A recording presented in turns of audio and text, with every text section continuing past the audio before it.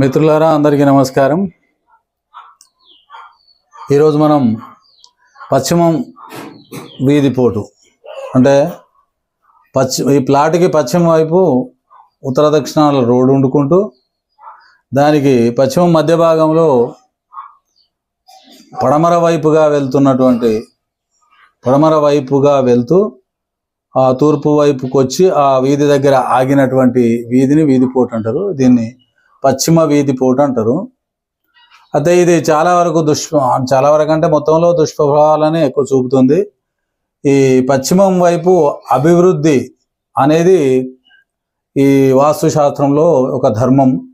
పశ్చిమం వైపు పశ్చిమ దిశ మంచిగా ఉన్నప్పుడు మాత్రమే ఈ గృహానికి అభివృద్ధి అనేది నోచుకోగలరు, లేకపోతే చాలా ఇబ్బందులు ఉంటాయి. ఇంకా పురుషులకు కూడా కొంచెం క్షేమ ఆయురారోగ్యాల విషయాలలో ఇబ్బంది కంపల్సరీ. ఆ మనస్సు కూడా వికారంగా అంటే తన మనస్సు సంతృప్తిగా ఉండకపోవడం, ఇలాంటి దోషాలు చాలా వరకు ఉంటాయి. సంపాదన పురుషుల వల్ల చాలా తక్కువగా ఉండే అవకాశం ఉంది. పోతే ఏదైనా రాజకీయంలో ఉన్నవారు కూడా ఈ పశ్చిమ వైపు దోషం ఉంటే ఖచ్చితంగా రాజకీయ సన్యాసం అంటే రాజకీయం మళ్ళీ అచ్చుబాటు రాకుండా వెళ్ళిపోయే అవకాశం ఉంటుంది. కాబట్టి ఈ పశ్చిమ దిశ వీధి చూపు కానీ వీధి పోటు కానీ లేక పశ్చిమ దిశ తదితర దోషాలు కానీ లేకుండా ఆ గృహాన్ని నిర్మించుకున్నప్పుడు, ఆస్తి స్థలంలో గృహాన్ని నిర్మించుకున్నప్పుడు మాత్రమే పరిపూర్ణమైనటువంటి వాస్తు ప్రభావాన్ని ఈ గృహ యజమాని పొందగలడనేది సత్యం. అందుకనే మిత్రులారా, ఈ వీధి చూపు చిన్నగా ఉందనో, ఈ వీధి పోటు చిన్నగా ఉందనో, లేక ఈ మధ్యన రోడ్డు పెద్దగా ఉందనో, ఉత్తర దక్షిణం వెళ్ళే రోడ్డు పెద్దగా ఉంది, ఇది చిన్నగా ఉంది, దీనికి ఇబ్బంది ఎందుకు ఉంటుంది అని చెప్పిన మాటలు కానీ, లేకపోతే ఇక్కడ గృహం దగ్గర ఒక చిన్న వేరే రకాల దేవతల ఫోటోలు పెట్టి ఈ దోషం తగ్గిందనుకోవడం కానీ అంతవరకు కరెక్ట్ కాదు.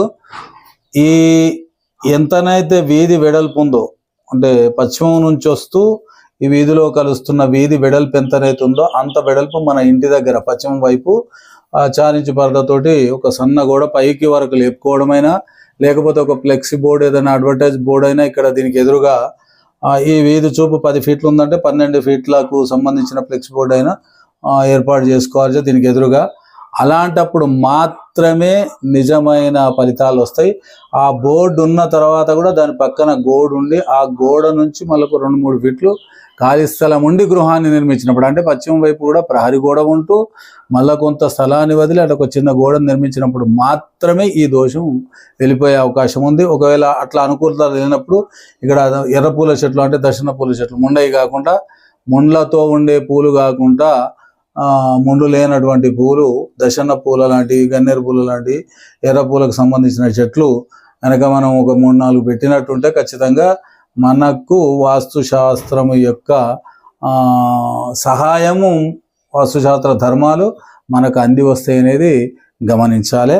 కాబట్టి ఈ ప్రకారంగా శాస్త్రం ప్రకారంగా గృహాన్ని నిర్మించుకుంటారని ఆశిస్తూ నేను మీ అన్వర్ బాషా, హజరత్ సయ్యద్ యాకుబ్ అలీ బాబా దర్గా షరీఫ్ బండనాగారం.